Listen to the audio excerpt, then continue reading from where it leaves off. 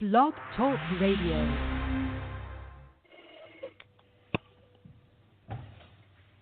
To our corona victims, we'll understand it better by and by.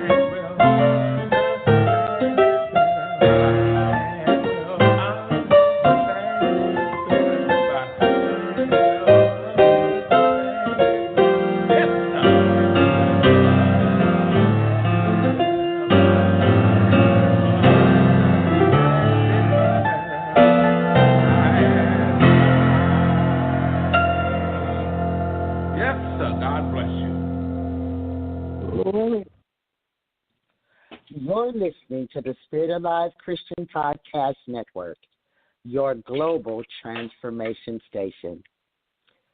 Good evening and God bless you, everyone. I'm Bishop Shirleen Cook, owner, operator, and overseer of the Spirit Alive Network.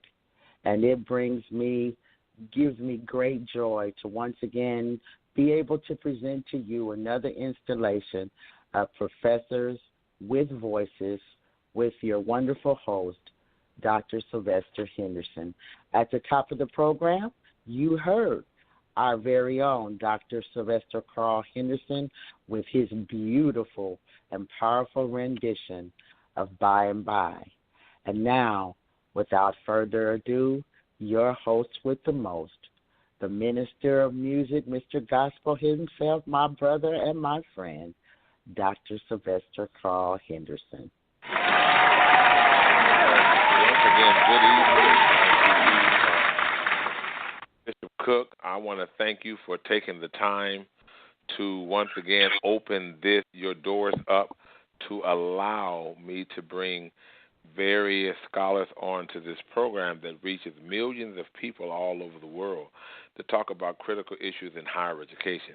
Everybody knows I love the Lord and I love music, but equally as much as loving music, I have really developed a great love for higher education, and it troubles me to see how our education system has failed many of our people of color, and just really failed in general.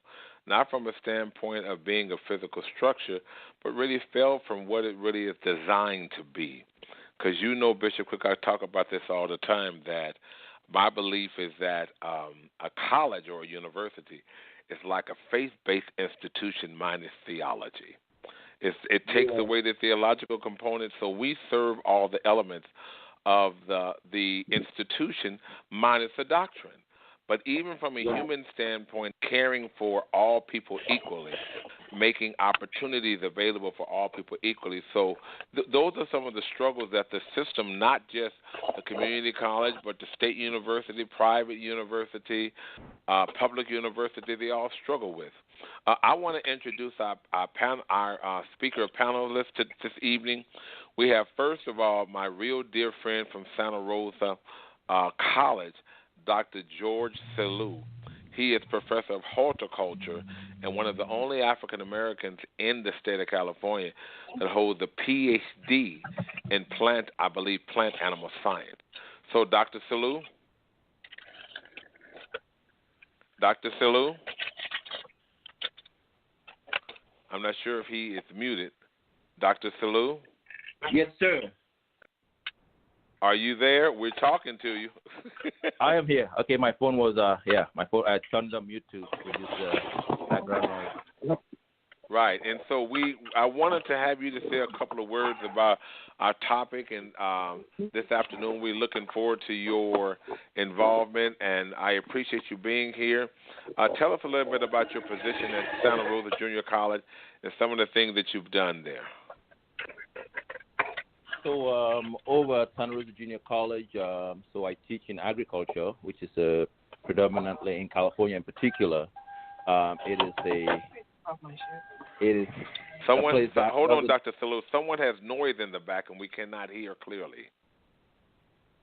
Okay, once again, thank you. Yes, so I teach agriculture, and so it is a very different area for somebody of African descent in the state of California. And so I don't have too many people in that field teaching agriculture in the state of California. So I run the agriculture business program. Recently, I started a new program called the Industrial Hemp Program, which is the first one in the state of California. And so I've been involved with that, trying to get it and connecting with industry folks to get more people trained and connecting with local farmers. And then now recently with the George Floyd situation, I'm kind of helping with facilitating, working with Byron and other folks on my campus to try to see how we can get administrators to understand how to support students of African descent, faculty and staff, those who have felt like that their voice were not heard on campus, and how we can make sure that those folks look at my campus, and we don't see a lot of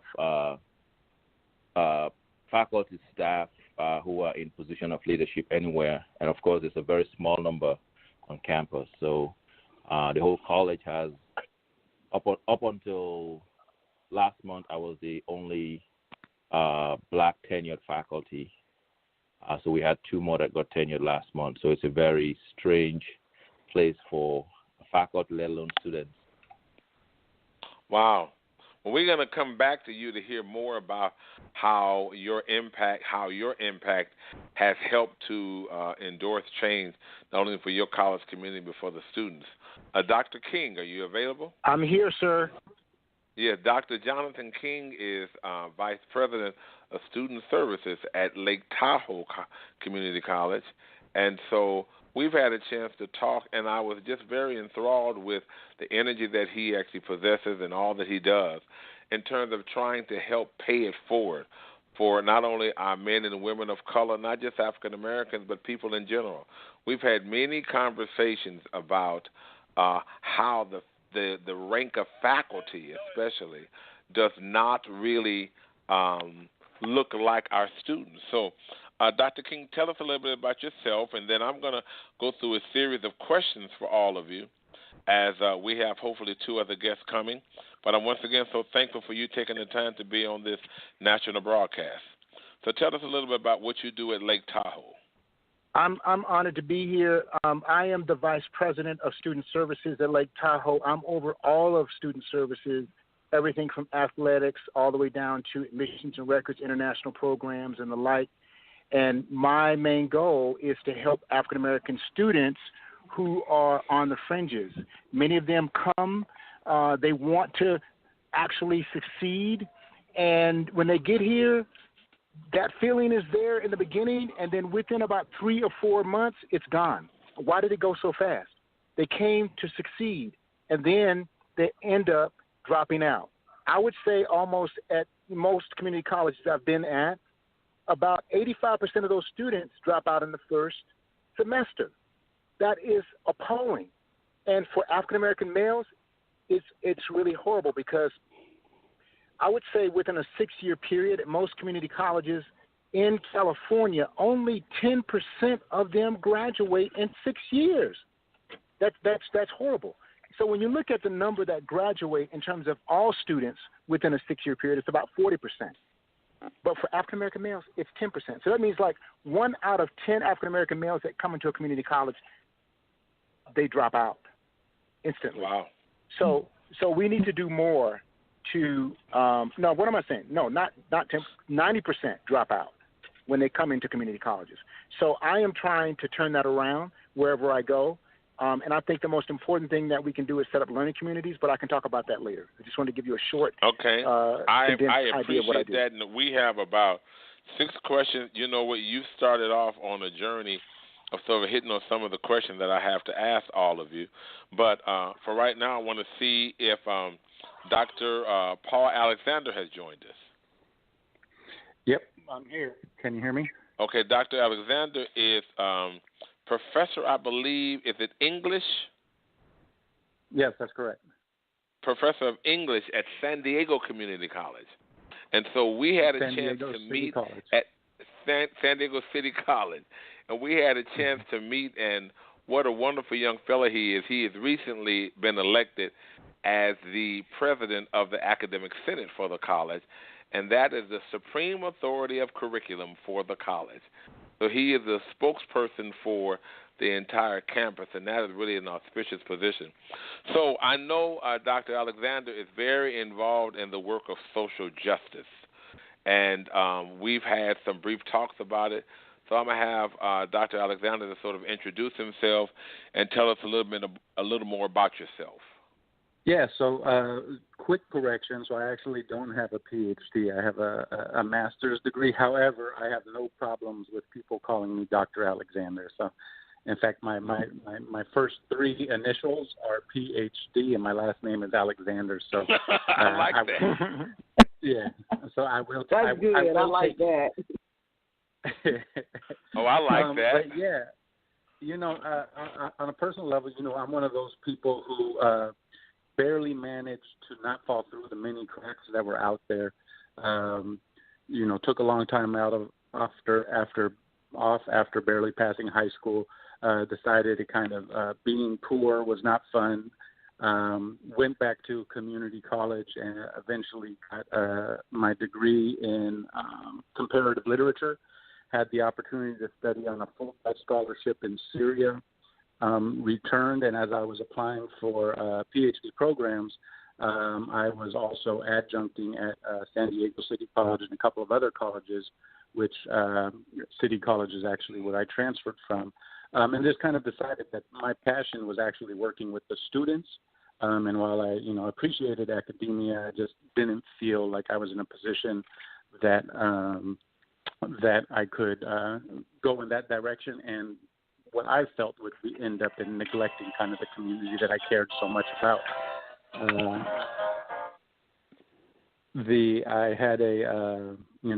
So I adjuncted for a long time. That was kind of during that 10-year kind of dry spell where, nobody was being hired. Eventually I was offered a full-time position at City College. And yes, this last year and a half, 2 years ago, I was elected as the president-elect of the Academic Senate at San Diego City College. Wow. Well, you know what? We're looking forward to your participation. Before we begin our questions and have each of you scholars to answer some of these questions, some of these challenging questions, I want to see if Professor Byron Reeves is online. Okay, so I'm not sure what happened to him, but in any regard, so we want to thank all three of you for being present. Listen, the first question I would like to ask each of you, I would like you to express what has been your largest challenge as an African American or a professor of color in the system. In a couple of sentences, tell us what is your largest challenge, and tell us why you feel this has been your largest challenge, and then try to tell us what could have been done differently for the challenge not to exist. So why don't we start with Dr. King?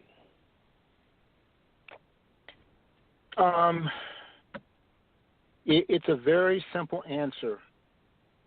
The biggest challenge about working in any college that I have actually been an administrator has been not receiving respect and not being given the resources I need and not being listened to. I know what African American students and students of color need, but many times the people that are in power, right, who happen to be white, right, don't understand what it means to be black. They don't understand the nuances that go into what African American students need. And the other thing, too, is we don't have any African Americans in the classroom. So if we don't have African Americans in the classroom, those students are not given a chance to thrive.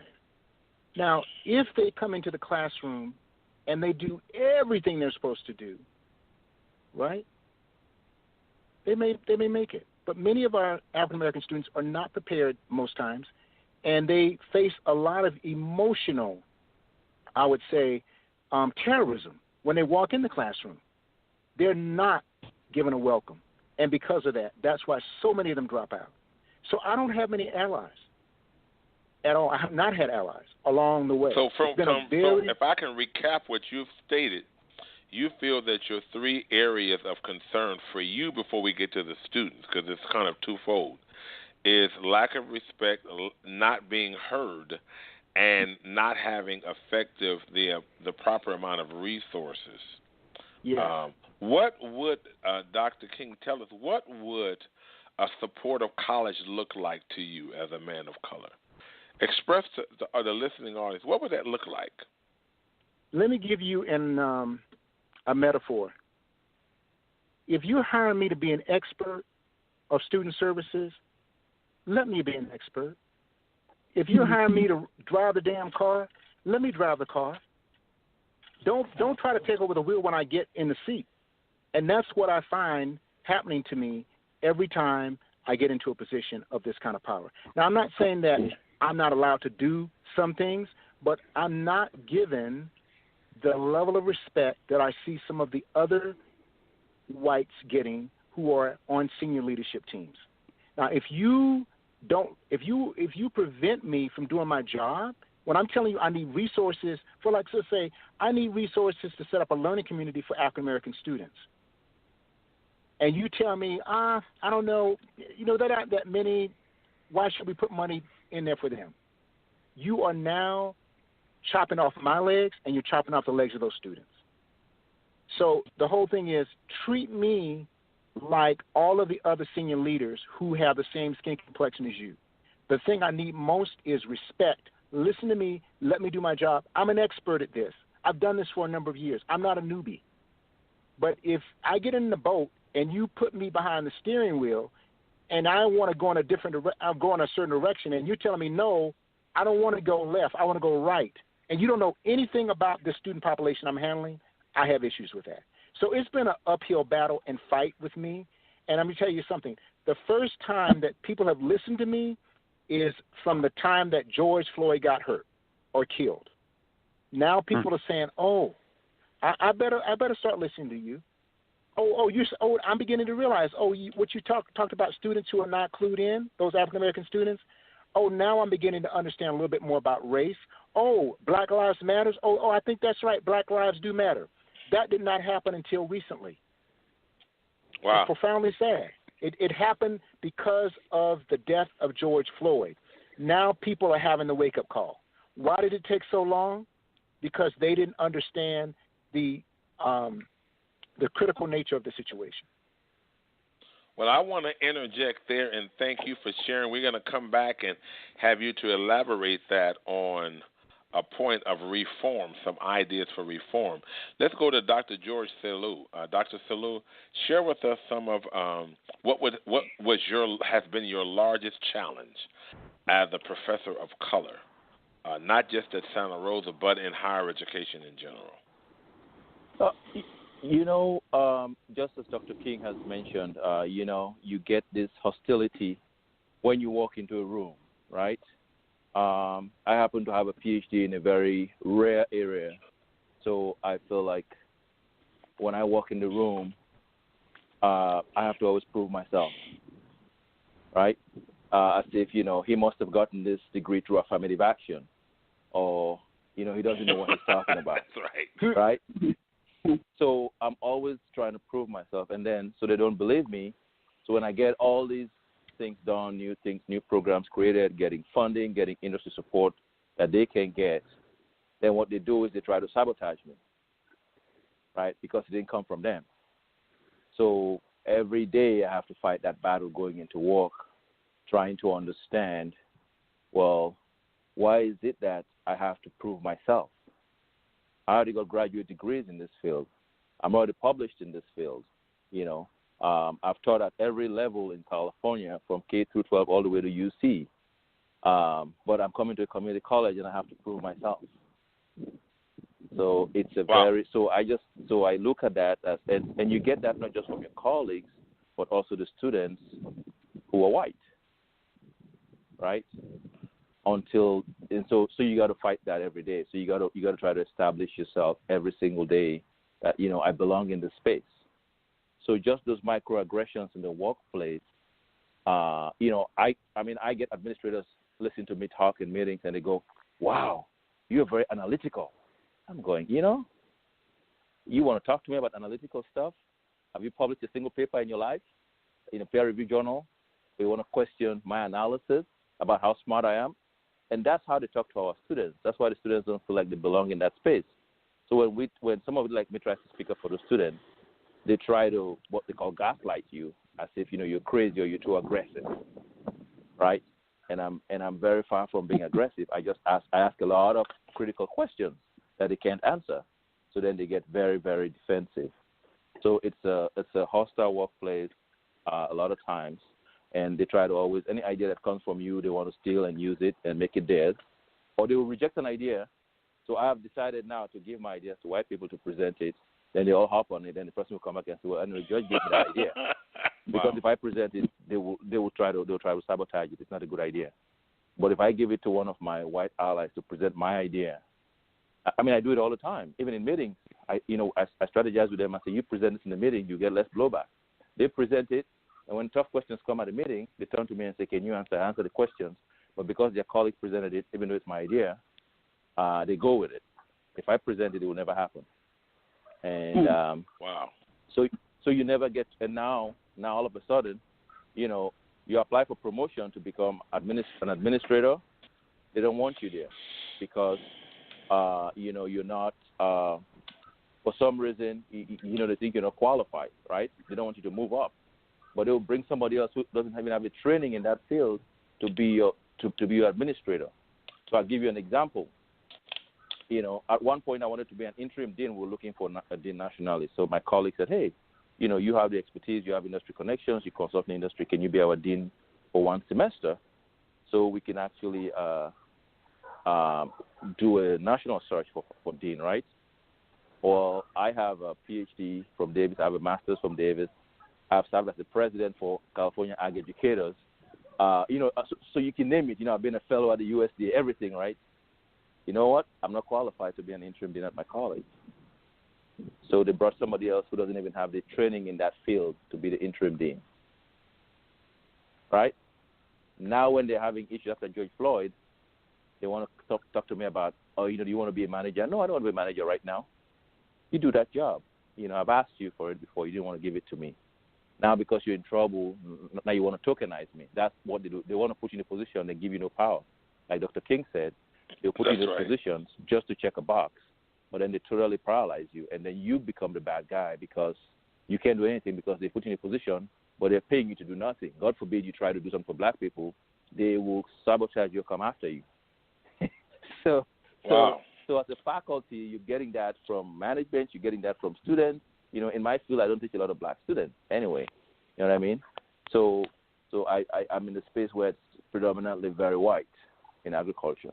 So you get it from every corner, right? So you have to work 200% more than all your colleagues who are always sleeping and doing other things. I'm publishing, I'm going to conferences, I'm creating new programs just to be at the level where they are, and they're not doing anything.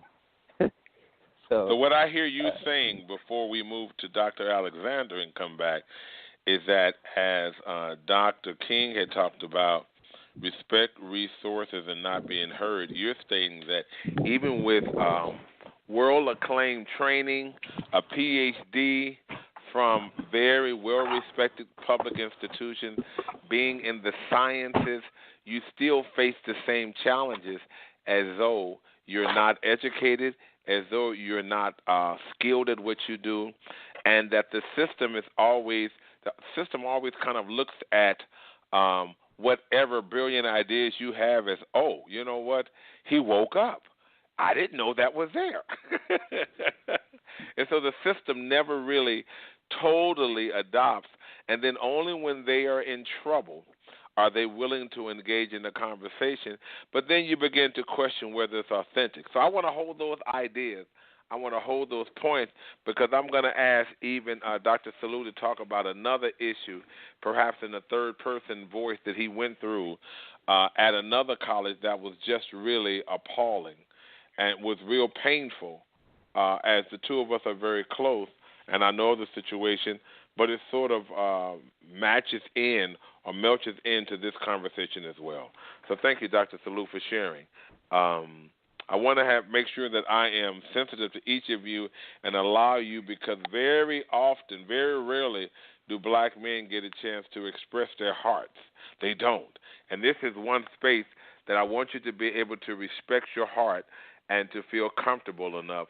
And so I'm trying to find a way to negotiate that, but still being cognizant of the time as well. Okay, Dr. Alexander, share some of the challenges, your main challenge that you've had as a man of color. Yeah, in the academic academy.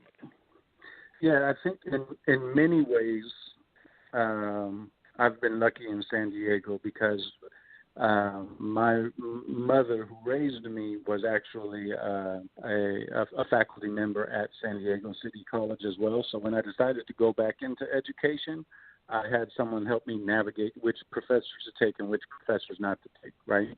And I think that really helped me get to the support that I needed and make sure that I'm in the right classes.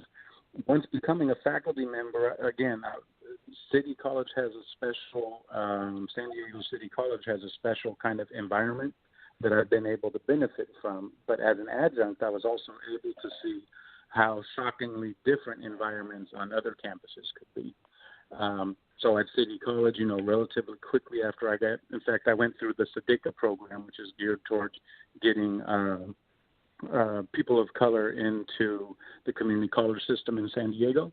And so before I had a master's, I was actually offered first to co-teach a class and then to teach a class on my own in my last semester.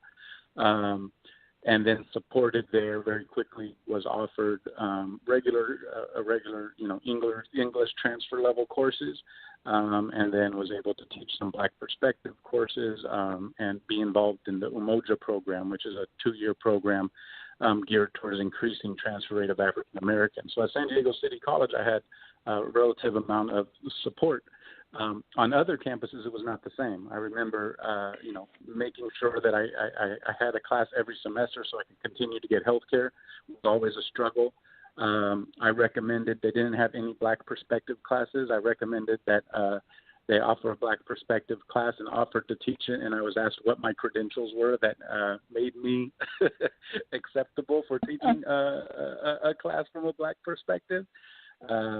At that class, adjuncts weren't invited to the department meetings, and apparently a few of the faculty members decided that, as a Black man, I didn't have enough credentials to teach English from a Black perspective.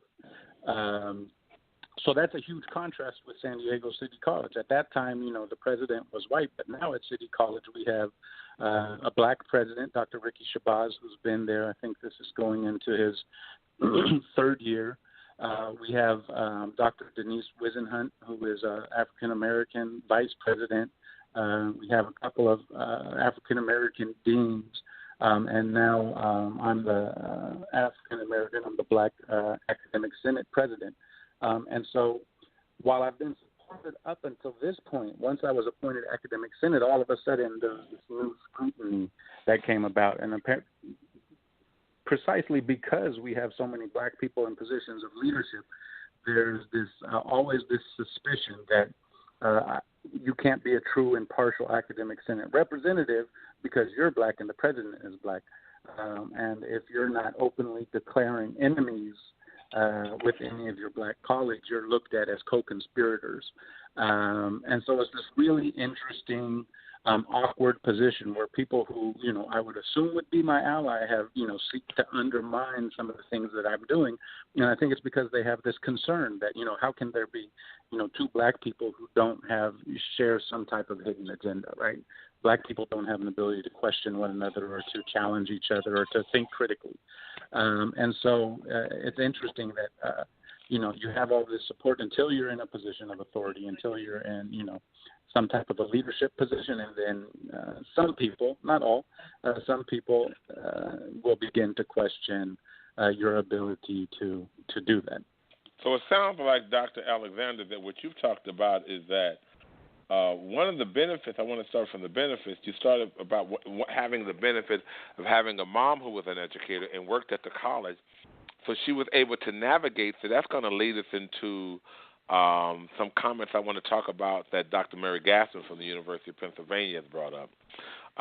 But it sounds like, in addition to that, you're stating that it was amazing that as you began to move up institutionally to gain positions of impact, I don't want to use the word authority. I choose to use the word impact. As you began to gain positions of impact, then your ethics are challenged.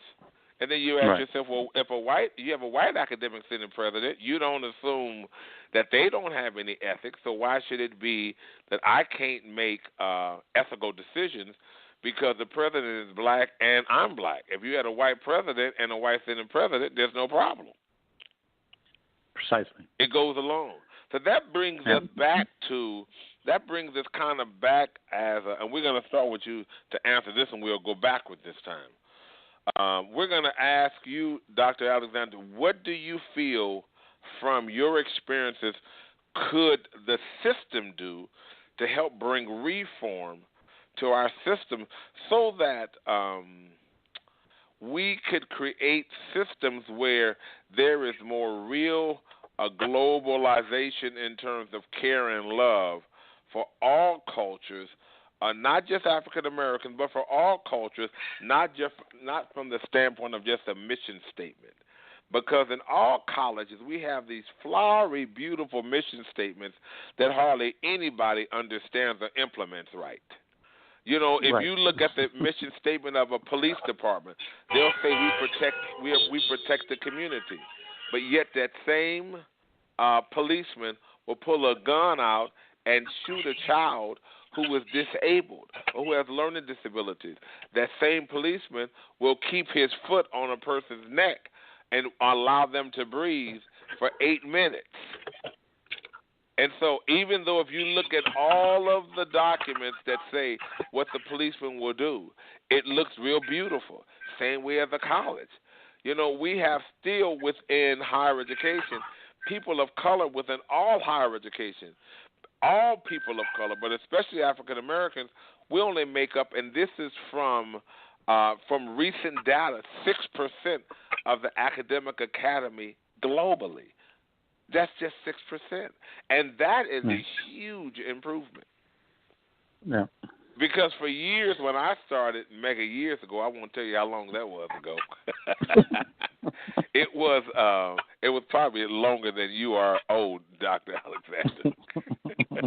But when I started years ago, I don't even think we had 1%, not even 0.5%. But what, and from your own intelligence, tell us what 2 or 3 things that the system could do to reform, not just your college, but the Academy of Higher Education. Yeah, I mean, I think the biggest issue that you know is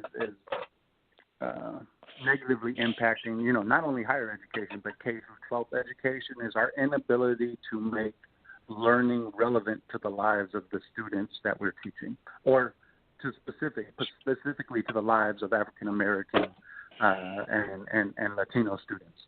And so, how do we create an environment where, you know, the issues that they're dealing with every day, the issues that impact them and their families and the communities that we are from, how do we create education systems that help reflect that and make the learning itself relevant?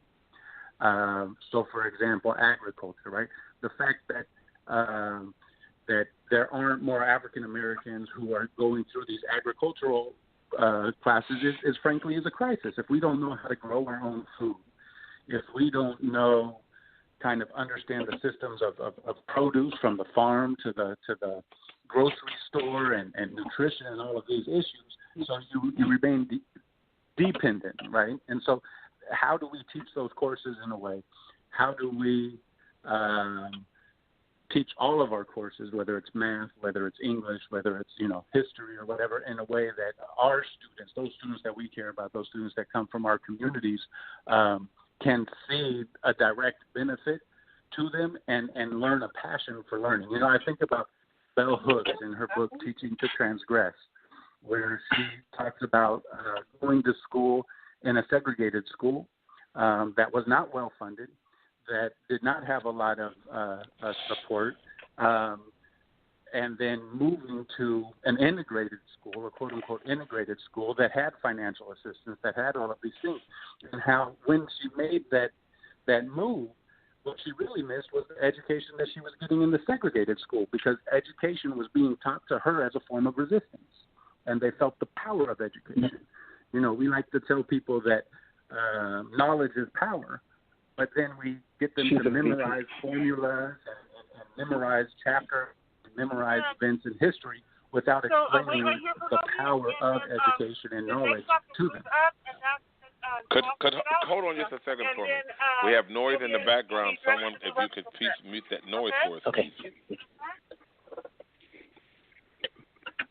please. This is a show that's aired nationally, so we want to respect that, please. Thank you. Okay, Dr. Alexander, continue, please, for me, please.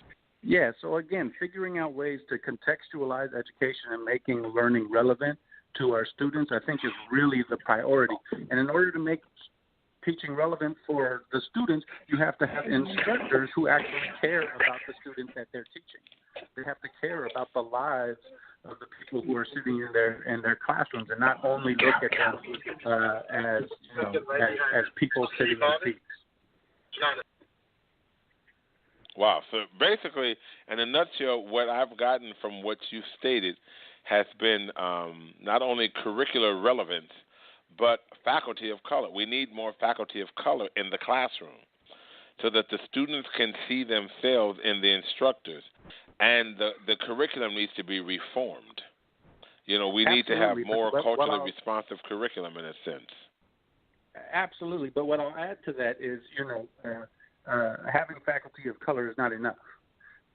Being black is necessary, but it's not enough. You have to not only have to be black, but we've gone through the same education system that these young people have gone through, and so a lot of us have been our thinking has been colonized, for lack of a better word, and so we approach our students the same way that we were approached because we think that is the correct way to teach. So yes, it's necessary to have faculty of color, but it's also necessary to have faculty who care about students of color, and the two of them don't always go along. So basically what you're stating, in addition to expand it, let me restate it, is that you need to have professors first who care about individuals and who care about not just students of color, but all the students, and who are willing to go the extra mile. It is a benefit when it's these caring instructors also represent the students culturally that they serve, because the students can, in addition, gain an additional element of instruction by seeing themselves.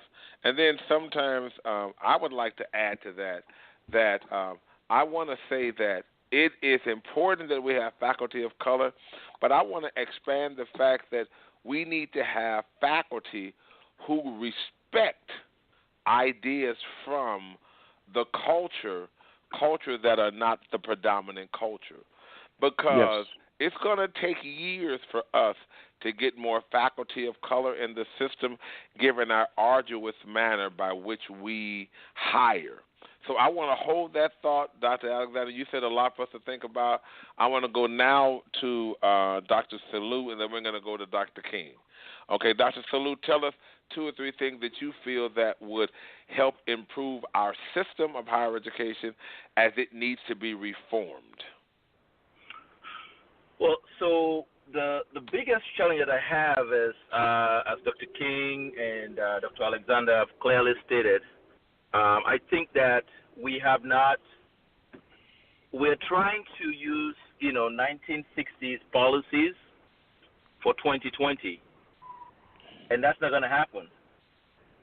We're not going to make any change here. We need to be able to go back and revisit our institutional policies, because all these policies were made through lenses that are not going to actually help us.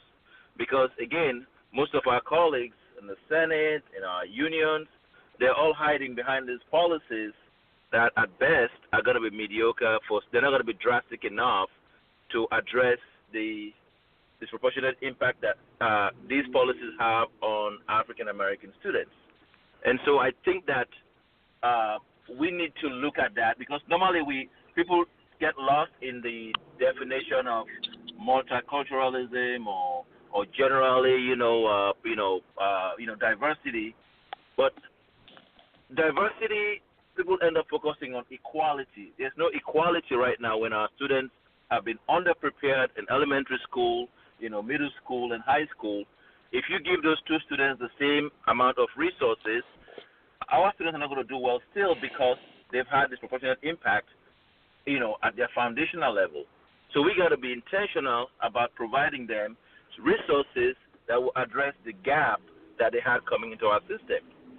And so until we begin to look at our policies through those lenses, we are going to have some major problems. And so not only to try to hire 1 or 2 African-American faculty, but as Dr. King clearly stated, you have to hire somebody who actually understands our history. Because if you bring a faculty in who is somebody who was raised in a very affluent family, and their parents were, very well, were well off or middle class, and they start telling our students, well, I picked myself up by my bootstrap, and what's your problem? And I think, actually we've come a long ways from the 1950s, and so this country is kind of post-racial. That type of black person should not be teaching black students. Okay?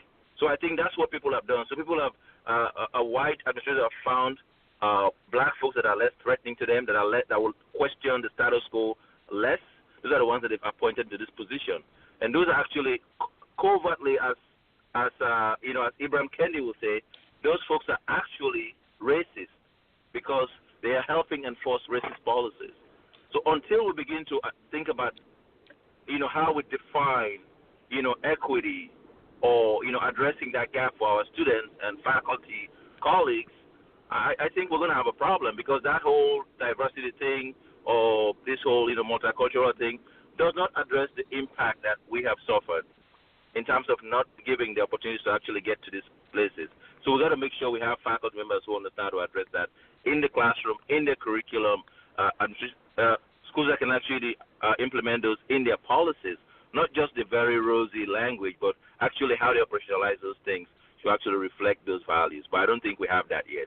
So if we just talk about trying to like each other and getting along, and the policies have not changed, we'll have the same result that we've been having for the past 50 years or the past 400 years. Okay, that's a good point. So your point is we need to basically reform and change our policies because the policies that we have, even if we get along, don't really address the teaching for students of color, and it really doesn't address the relevance that the students need from a standpoint of instruction. And Correct. So it's more than just having, faculty of color. We need to change our policies. And that sort of brought something else that I want to ask the three of you, but I want to give the respect and time to our wonderful Dr. Jonathan King to ask him as an administrator, because I noticed that there's a lot of emphasis on faculty. I sort of agree with everything that's been stated. I want to share my thoughts at the end of hearing everyone else's.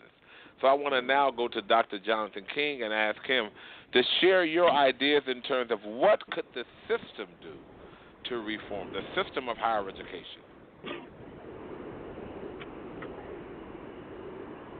Dr. King? I'm not sure if he's still there or not. Did we lose him? I'm here. Can you hear me? Hello? Yes, I can now. Okay. So the question was, what? Dr. King, what could the system of higher education do to bring reform that could help address some of the topics that were mentioned earlier or the perspectives? Okay. We need to have a quota for the number of people of color that are serving as faculty. No ifs, ands, and about it. There needs to be a certain level of people of color who are serving as faculty members. And if that is not addressed, then that particular institution from a state level or from the federal level would have funds withdrawn from their coffers. Does that make sense?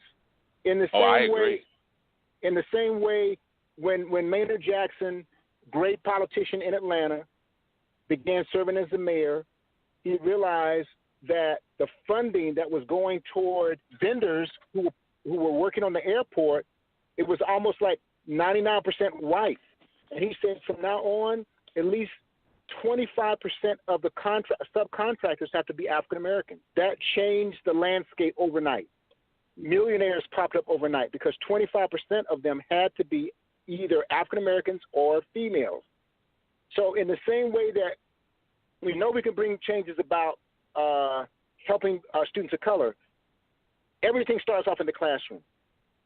You have to have those people in there because they are going to bring something that white instructors sometimes can't bring. I'm not saying they're not allies, at that level, but you have to have people of color. The reason why these HBCUs have a higher track record of getting students to the graduate level is because they are getting that emotional support in the classroom. It's not just about the academics. It's not about the intellectual piece. It is also like, hey, I'm going to wrap my arms around you, and I'm going to make sure you don't fail, no matter what happens. Even if you're from the country, even if you only have a minimal education in high school, I'm going to wrap myself around you and make sure you don't drop, through the cracks. That's the first thing. Second thing is money. Talking about money here. Many students drop out because of housing insecurity. They drop out because of food insecurity. They drop out because they don't have the right technology. They don't have money to get from one month to the next. And I've worked for private colleges, and it's a totally different ballgame. The private, for-profit sometimes institutions will make sure that student, I don't care what color he is not going to fall through the cracks. I've been there, and I've seen where they say whatever that person needs, if he needs a gas card, he needs a food card or whatever, he needs to get through, because if he fails, we take the impact. We're not getting public money like some of the public institutions do, okay? And then the other thing is that we need more African-American folk to step up and go from being in the lines of being faculty members to coming over on the dark side, working as administrators, because administrators matter. I'm telling you right now, a dean can make a very big impact and difference because he's over resources. When you have a person who becomes a vice president, you still have a lot of sway. And when you become a president or a chancellor, even more of that. So I think on those different levels, you're going to have money to support those students, meaning like within the foundation, there have to be more instructors in the classroom. We don't have any African-American instructors at my college. It's a crying shame. It's a crying shame. And when I went and asked them, can we set up an Umoja learning community, the answer was no. The answer was no. I see a lot of these students make it to the end. Wow. Well, you know what? Carry the load. Dr. King, let me see if I can answer some of the questions. You talked about faculty members considering leaving the position of being a professor to becoming an administrator because of the impact they can have system-wide or over particular clusters within the college that can help make value and change. You also talked about the fact that a college, if it really wants to make reform, has to have an infrastructure that can help offer services to students, such as food, housing, and whatever the student needs, not to allow the student to fail. If they don't have internet, if they need computers, whatever needs to happen to make it so that, in a sense, that the institution becomes a place of social humanity, where people can come to get what they need while they're trying to start at grade 1 and move on to grade 10, hypothetically. And we have to find a way to value the individuals.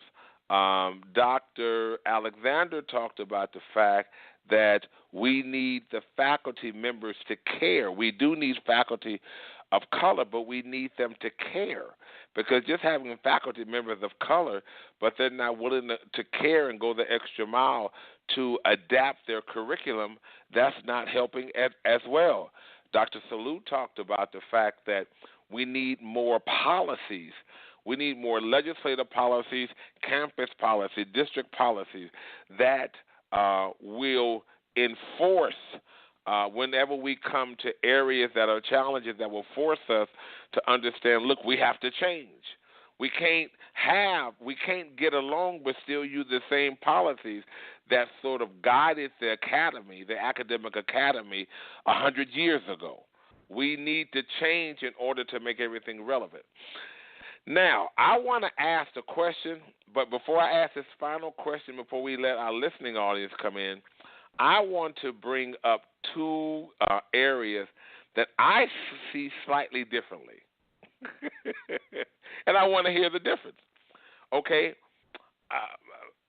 I do believe that becoming an administrator, I'm going to start from that standpoint, is a wonderful profession.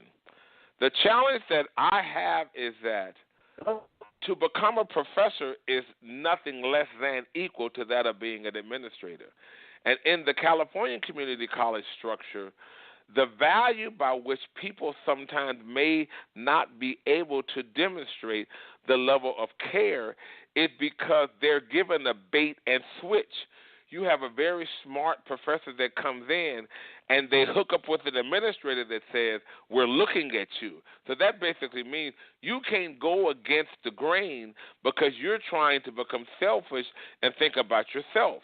So the point is, where is the value for becoming a faculty member and understanding that that is complete within itself?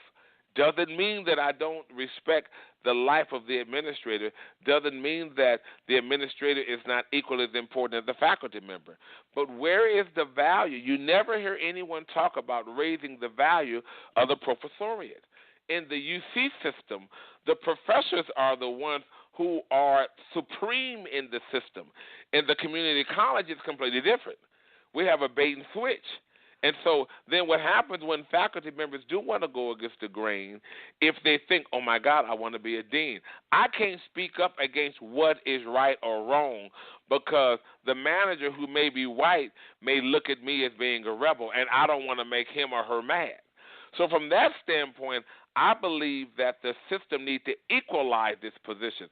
I'm not talking about money. I'm talking about in terms of value and position within the academy.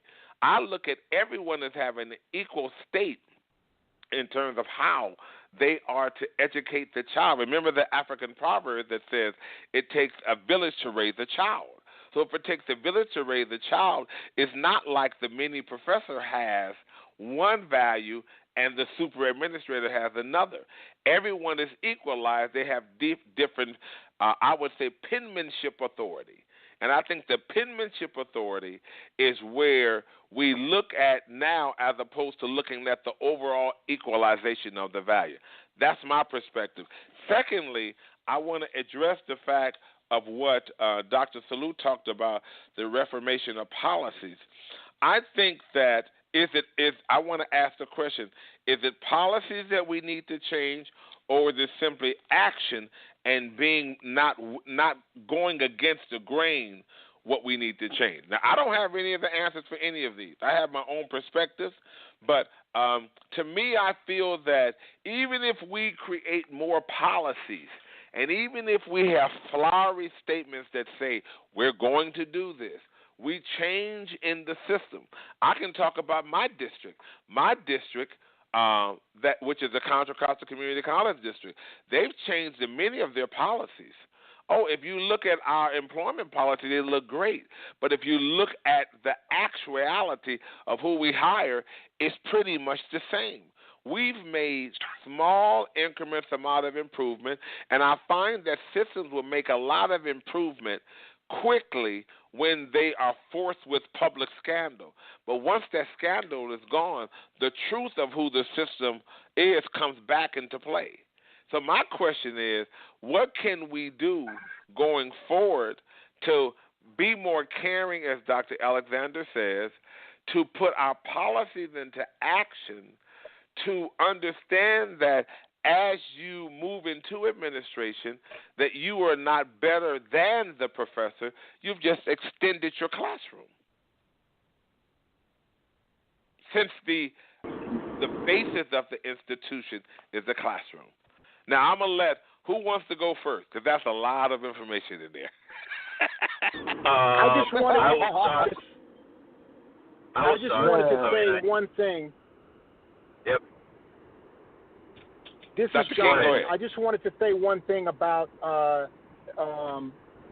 a policy, but a different reform that I think can really lead to success, because the bottom line for me is how many students are actually graduating in 2 to 4 years. We can have all of these things change in terms, like you said, we can change the mission statement. We can change the number of people that are working as faculty members. But in the end, if we don't see a change in how many are successful, that means a lot. So one thing that I think would make a difference, and this would be expensive, would be to ensure that every African American student has a mentor who is going to walk with him all the way to the very end. In the same way, Umoja has the learning communities, and also Puente have learning communities where every single person has a mentor. It really increases the level of success that those students will experience in a 2 to 4 year period. That's a good point. Dr. Sellu, you had some comments you wanted to make, and then we're going to hear from Dr. Alexander. Yeah, so I think that's a great point, and I think that's why we've talked about, guided pathways and faculty within those that are competent and they understand the cultural values that our students bring to the classroom. So if we don't have those, for our students, then because that mentorship will be built within those classes. And the other problem is we have very few African American faculty across the system, and we try to overwhelm them, put them on all the committees, so then they cannot deliver on everything accordingly. So then they get burnt out and they leave, or they just stop doing anything. So if we bring them in and we bring enough in, we have enough people to go around to be mentors, to support all the students, then we can actually, drill down to make sure that the students get mentorship, the students supported in the learning, pathways. Then I think we are better off. And so I think that the whole hiring thing that I mentioned earlier on, I think the policies about hiring, we can have. The problem is we're changing policies, but we're having white people write the policies for us. That's the problem. Right now, we're talking about they are trying to change policy, but who's writing the policy? It's not us. So we have to be able to write those policies. We're going to write the policy. They're going to write it without the context of black bodies. So it's not going to really address the issues that we want to address. So we got to make sure that we are the ones who are involved, and they have to compensate us for that time, or get people from that understands, our cultural background and all the things that we're talking about to write those policies. Until we do that, I think, and also we have to have people across there. We have to have counselors who understand our students, and all of those things have to be in place. We just can't have faculty. We also have to have the allied faculty that also understand our students and all from similar backgrounds. And Dr. Sellu, how can this happen? How can this happen when in our system money seems to be what people run after? People run after money. They don't run after ethics and work. They run after big, fat paychecks. And when you run after big, fat paychecks, what happens sometimes is you're willing to compromise, even though you know something is wrong. Everybody runs after money. Well, what was just mentioned by Dr. King is very simple. If the money that we get are tied to completion, if the students don't graduate, you don't get the money, then they will wake up. You have to tie that to accountability. You have to tie that to money. So if there is a disproportionate loss of income for not graduating black students, colleges should get serious about it. Right? Okay. That's right. But there's no impact right now. So let's say if it's a point, if you have to supply of for graduating each African American student compared to the students who are not impacted as much, I think colleges will begin to get serious about it. But right now there's no, if a student. I like that. Thank you. You know what? Thank you, Dr. Sellu. We're going to come back. You made some good points as well. Each of you are making some good points. You know what? Now, I appreciate and love all of you.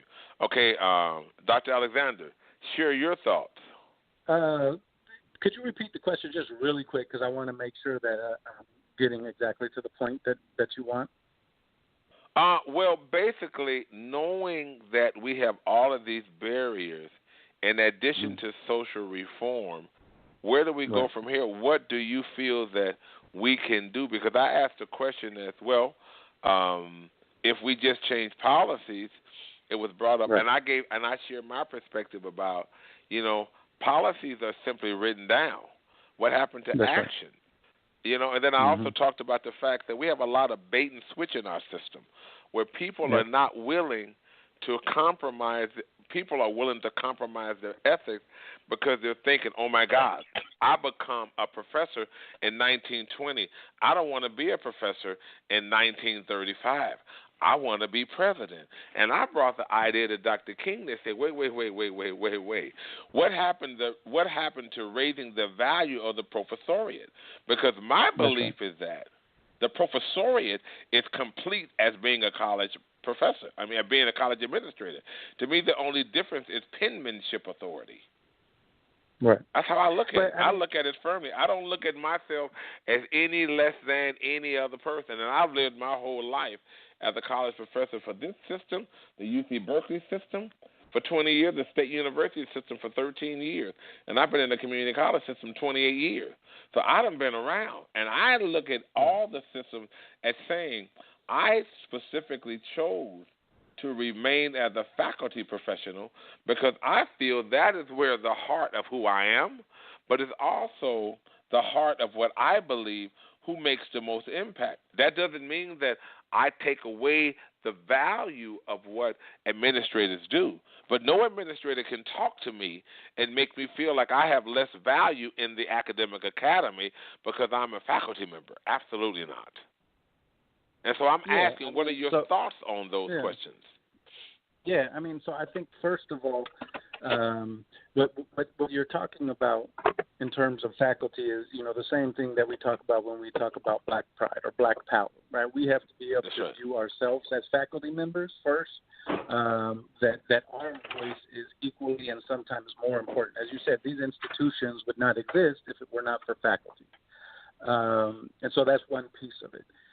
The other piece is how do you challenge these large institutions that, that kind of, and these bureaucracies that kind of run on their own, and that when you do get faculty members or when you do get administrators who are like-minded, that they end up themselves becoming more, or you do get good policies. They themselves end up getting transformed by these large institutions that they're a part of, and as a result, don't become kind of actionable items that actually change the situations that we're talking about. And so I think that in the same way it's necessary to have faculty, I strongly believe that maybe 95% of people in education are in education because they actually care about the students. I believe that they're in education because they actually care about education.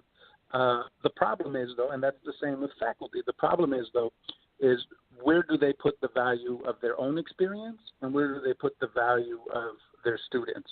As an administrator, where do they put the value of their own experience as an administrator and where do they put value of the faculty that are there?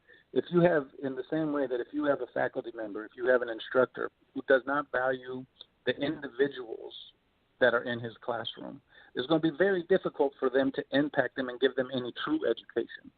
It's going to be very difficult to give them the type of knowledge that is empowering. You may be able to get them to memorize and regurgitate, but you're not going to be able to actually create critical thinking human beings that can then move on to change the world. In the same way, administrators, if administrators don't respect, if administrators don't appreciate and value the faculty members, and the staff members that are on their campuses, then likewise it's going to be very difficult to create institutions that then help transform individuals. So, some of our best, the best instructors, some of the best instructors, the best people in the classroom, if you mention to them you should go into administration, they'll look at you like you're crazy. Because the experience that they've had with administration is an experience that rejects it rejects their humanity, and I don't mean that in a kind of a racial, humanistic sense. I mean in the sense that they're just an individual that fills up a classroom, and that their opinion and that their ideas and their expertise aren't valued unless there's a box that checking it will enable them to value. So a lot of my colleagues on this call have talked about, after George Floyd and the uprising, all of a sudden they're valued and being asked to speak and being asked to be on committees and everything like that because there's boxes that now need to be checked. But those boxes being checked and that type of surface level respect it is not the type of respect that's actually going to create change. So we have to encourage administrators, we have to encourage student services to have the same approach that we value as instructors. They have to have that same approach with everybody on a human level, because really at the end of the day, what we're talking about is a human issue. We have racism in this country has been taught to us. We've been born and we've been raised on it. It's bred into us from, a very early age. And so we really have to address kind of our issue as human beings, our relationship with one another, and what role does race play in those relationships, and how do we really change and begin to imagine different ways of working with people. I'm a pessimistic. I'm an optimistic pessimist. And I've seen administrators. I think Dr. Shabazz is a good example of somebody who actually seeks out faculty members' advice, who actually seeks out the academic senate opinions, and actually listens, who seeks out students' advice and actually listens, right, and actually will act upon those things. And so we all have to really kind of remind ourselves, hey, we are all in this together. Everybody is doing this for the right reasons. And so now how can we change the way that we look at one another in order to change these systems that, if you look at any of the statistics, across the board say, yell out and scream, whether it's in black faculty members, whether it's in the success and transfer rate of black students, whether it's in any of those statistics, we are failing, and it's criminal. And so what can we do in order to make sure that the policies and the lip service that we see being written down and the committees that are created, what can we do to really make sure that these become not just another meeting, not just another conversation, not just another box that's being checked, or outside experts that are being brought in to teach our faculty members how not to be racist, but how can we actually change our minds, how can we change our hearts, and really, reform a system that is, broken at best, intentionally structured to disenfranchise our students at worst. Well, you know what, Dr. Alexander, I really feel that the point of care that you've talked about, because as our other two panelists, when you speak, I can actually feel your humanity, and I can really feel the love and care that you have for people. So I want to thank you for such a wonderful analysis and the sharing of your perspectives. I'm going to ask at this point, because we only have about 10 to 15 minutes left. The time went by so fast.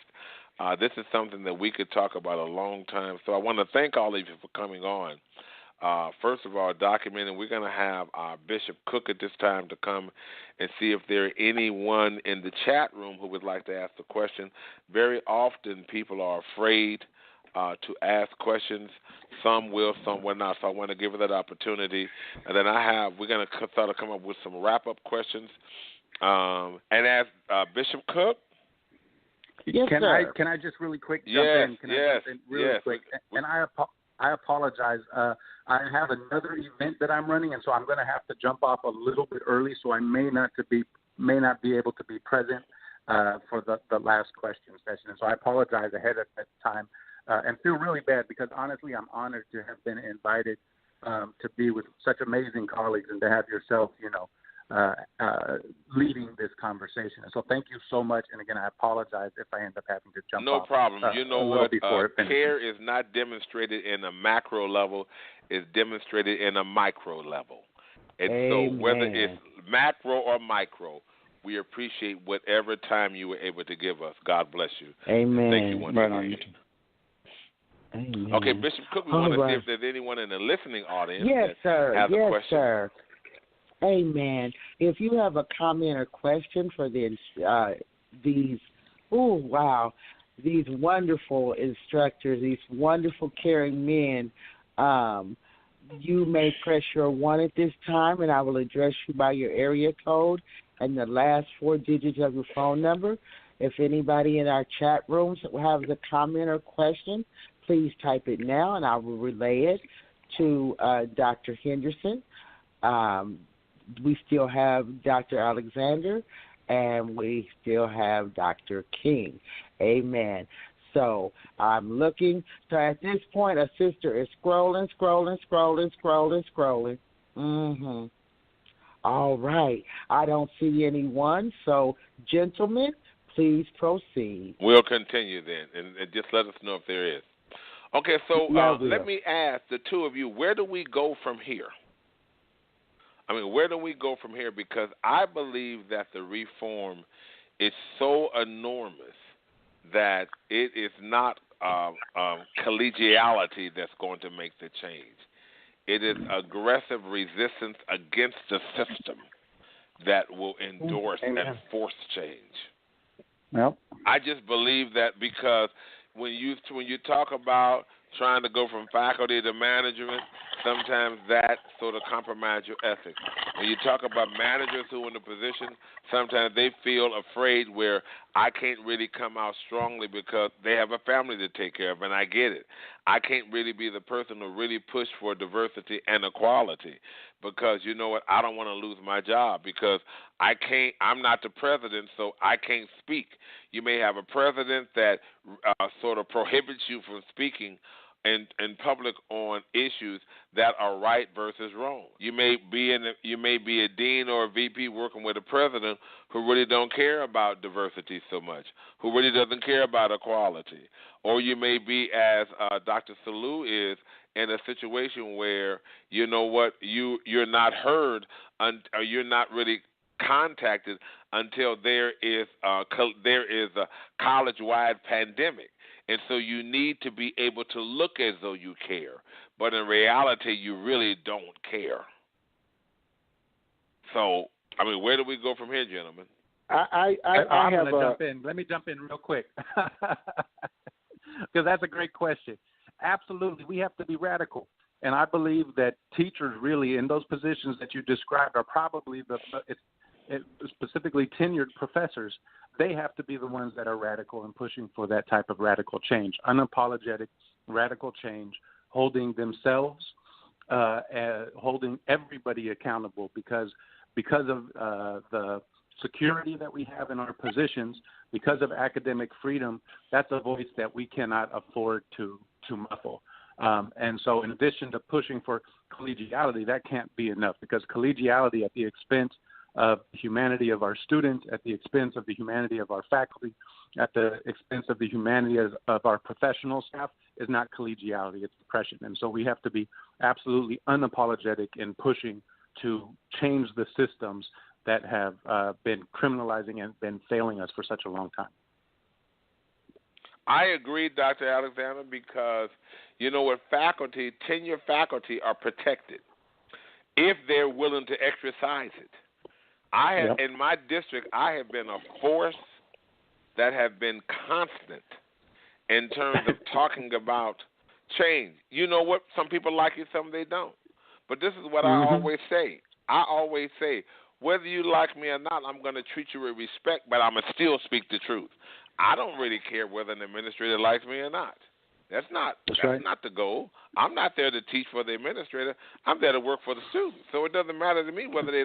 And so sometimes what happens is you get blocked from jobs. I'm okay with that because I say, look, you know what? Rome was not built on one address. Whatever passion you have, you want to demonstrate it. You can demonstrate it beyond that address. Yep, absolutely. So I think that all these small childish games the system play, lock you out of a job, don't let you advance. You know what? Don't give you assignments. Try to block you. All that stuff is foolish. At the end of the day, when people are wrong, tell them that they're wrong, and stand up for it, even if you're the only person doing it. Call a thing a thing. Amen. Go ahead. That's right. Call a thing a thing. Dr. King? I want to give an amen to that. I think all of the tenured African American faculty that have that power should really take advantage of it. The only downside of that is in California, you're going to be in the forest kind of by yourself. So I think the next step has to be getting more people of color into that point of being tenured. Because if you have one tenured or two tenured faculty members and the rest are all adjuncts who don't have any power, you really can't go far. The other thing, too, is all of the brilliant professors like you, Doctor, should stay in the classroom, should be faculty forever because you are the game changers. When I reflect back on being in college, those 4 or 5 years, the people that come to the forefront of my mind are not the administrators. They are the faculty members. They're the ones who inspired me. They're the ones who made me want to rise up and go on out and conquer the world. So I agree with you wholeheartedly. But when it comes to the people that are the managers, the people that are, working in administration, one thing that's holding them back is that they can't speak their mind most times. When they are outnumbered and they sometimes have to discipline some of the people that are not working with our students, when you discipline one of them, they all rise up against you.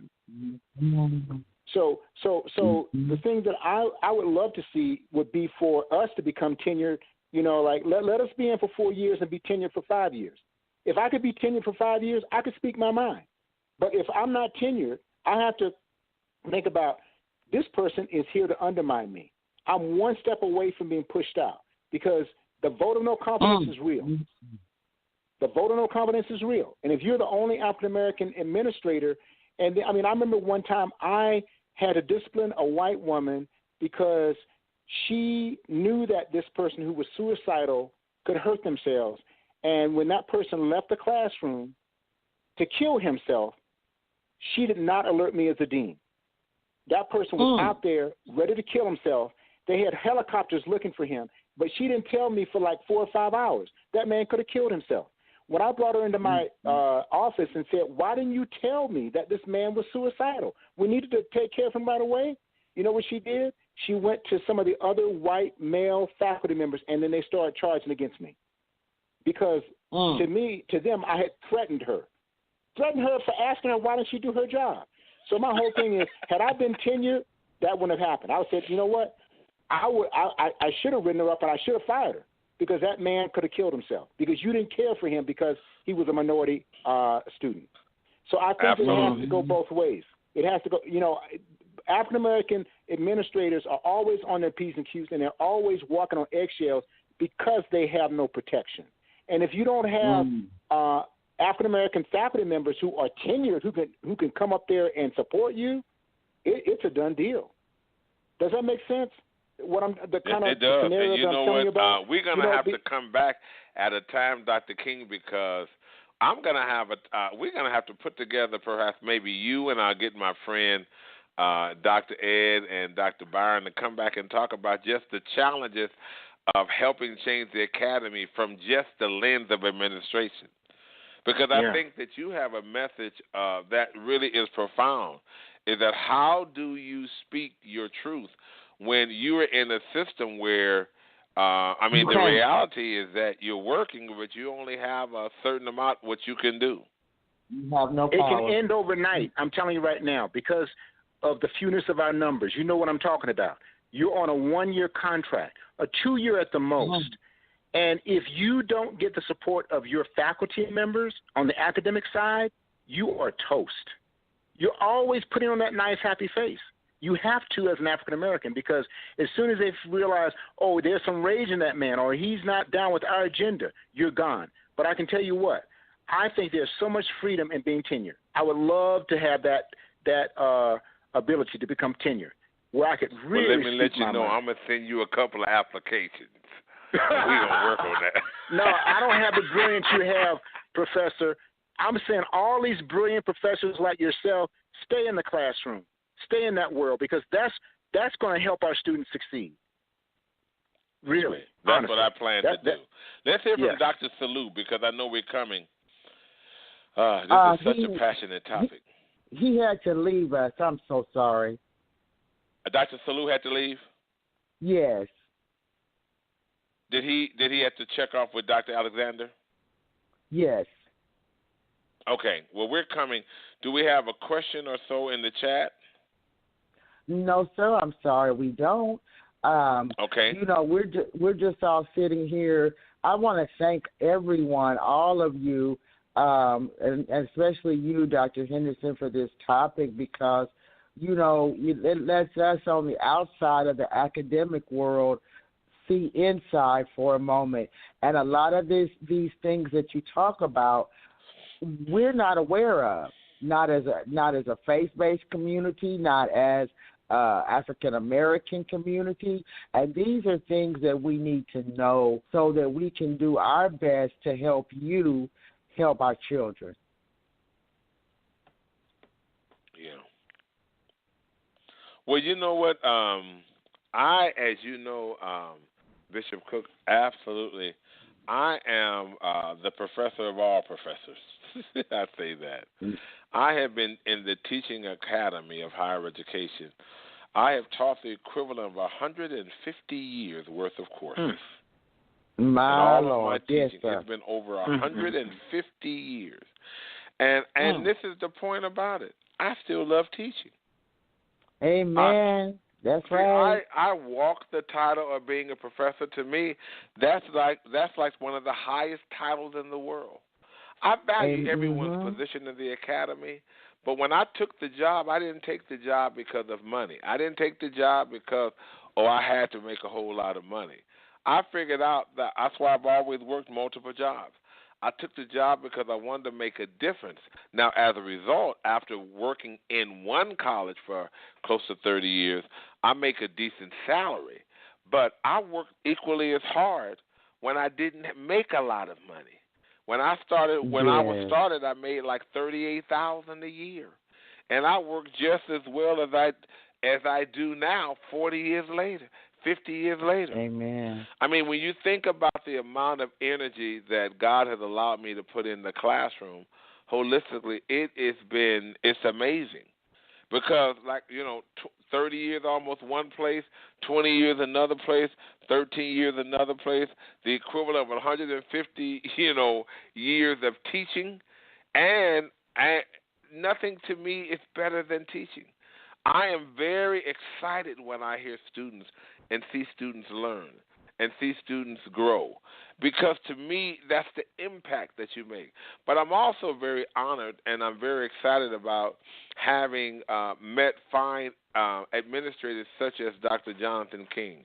When I met Dr. King sometime before, a couple of months back, there was something that was very, I think, passionate to me about him.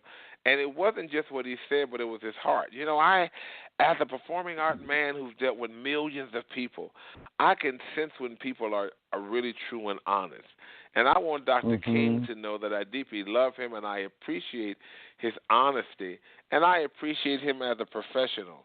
And I am going to pray that wherever he's at, that he is able to at some point exercise all the brilliance, because, Shirleen, if you hear all that this man has done in terms of educating himself for the academy, is simply amazing. So if no one if no one acknowledges you, Dr. King, the way they should, I want to publicly on this broadcast acknowledge you myself. I'm so honored to be here. Thank you so much for this opportunity. And I want them to build a college for you, Professor Henderson. I want you to be the president and also teach all those great classes and teach us all how to play piano. Well, because let me tell you something. We're begging for crumbs. We need to have our own colleges. We need to have our own colleges in California. I don't understand why we don't have a black college out here. I really don't. Well, we need one. We need to have one. Why are we begging these people to help us when we got all of this capital in California? It makes no sense. All these millionaires, billionaires in California, we can't even start one college. And I'm telling you, there are people like you that could run a college, and you could do it well. You know why? Because you're brilliant. You have a passion. You've been in this game a long time. And I'm telling you, you could run circles around a lot of the presidents I worked under. I'm sorry. I know you could. On that note, you know what? Hallelujah. I believe I can, but for right now, I'm gonna tell people all the time. I always say this: my college, I am a president of my classroom. Yes. There you go. Amen. And my classroom is my institution. Yeah. Amen. I'm the president of my classroom. Listen, Dr. King, thank you so much. Dr. Sellu, obviously had to drop off about a couple of minutes early. I'm sure it was 3 or 4 minutes earlier. And Dr. Alexander let us know earlier that he had some other obligations. I am coming right to the time. Bishop Cook, this is such an emotional conversation for me. Before we turn you over to Bishop Cook, I want to thank all of you for your support musically. I am asking that those of you who hear many of my videos, please subscribe to the YouTube page. I am doing a social justice tour that's going to take me all over the world, playing and showing how hymns are music without words, but we're going to talk about the history of the hymns in terms of how they can impact the lives of people of color through the education system, from using the words and the melodies from the hymns. And so we're going to talk about how those melodies themselves will actually infiltrate and create a sort of a psychological experience, and how that psychological experience can lead us to the point of not only emotional reform, but it can lead us to social and intellectual reform, and really come into grips with the fact that all humanity is equal. We all are equal in God's presence. Thank you. So having said that, I want to thank once again you, Dr. King. I want to thank Dr. Sellu. I want to thank Dr. Alexander for all of your participation in this very passionate topic. And then finally, I want to give a great congratulations to Bishop Cook. Her husband passed and went on home to glory, but today would have been their 26-year wedding anniversary. Wow. And he was a wonderful man, Mr. Monty. He was a wonderful man, Mr. Monty Cook. So I want you to know, Bishop Cook, that you know I love you more, even though now she done went to, I think it's St. Louis. You know, even though she's now in St. Louis, I want her to know that if she simply turns on the camera, whenever she see me playing, know that every note is how much I love you as a person. Wow. That's great. Oh, that is beautiful. And I appreciate you so much. Your network has blessed millions of people, and thank you, and God bless you. God bless you. This has been the wonderful Dr. Silvester Henderson and all his fine colleagues for Professors with Voices. And we're going to leave you with a little something from to Henderson. Amen. Good night, and God bless you.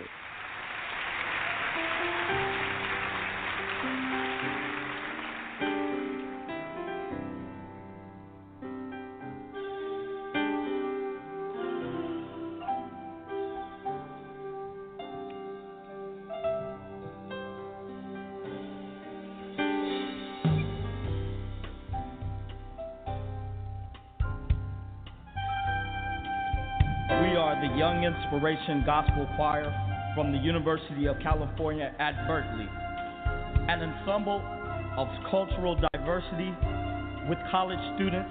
We have acquired a sensitivity for self-appreciation. We believe, as the late Dr. Martin Luther King did, that each individual life is an expression of divine worth and dignity, which can only have meaning in terms of its relationship with others and communities of all races and cultures. The Young Inspiration Gospel Choir strives to express the moving energy that makes the gospel expression of the gospel in song and art form.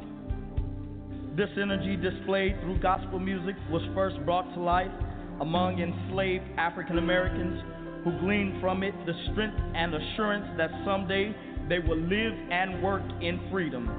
As a song of freedom, the successful performance of gospel music requires that the vocalist sings with a selflessness and an unabashed discipline and strength that becomes the spirit of the gospel song. It is this essence that distinguishes the gospel music among any other American musical art form.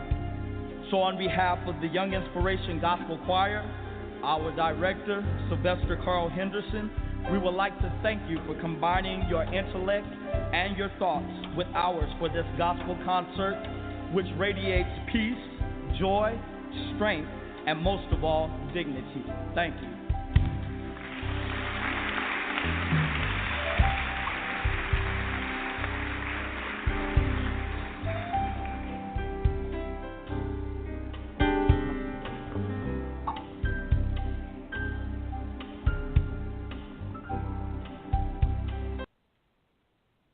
And from our household to yours, be ye transformed.